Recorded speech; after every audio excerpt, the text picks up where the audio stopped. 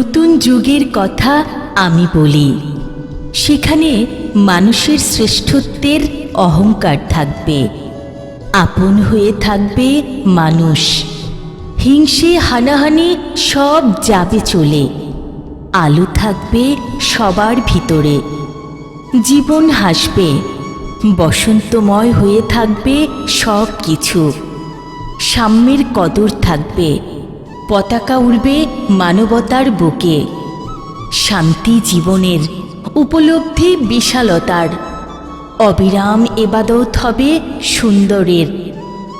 দায়িত্বের প্রতিশ্রুতি নিয়ে নতুন যুগের মানুষ এগিয়ে যাবে।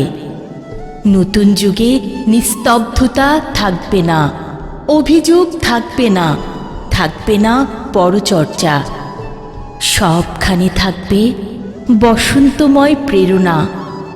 কর্মের এবাদত চলবে, সত্যার নতুন পরিচয় মিলবে, প্রতিষ্ঠা হবে শ্রেষ্ঠত্বের অহংকার। মানুষের আসল পরিচয় আবিষ্কার হবে নতুন যুগে।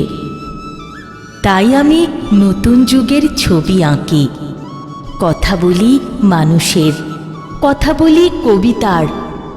জয় হোক মানবতার, এবাদত সুন্দরের, সব বেদনা মুছে যাবে, সাম্যের যথাযথতা আবিষ্কার হবে নব নব চেতনা নিয়ে। আর তখনই আমরা কবিতার কথা বলবো, জীবনের কথা বলবো, আত্মনিয়োগ করব কর্মে।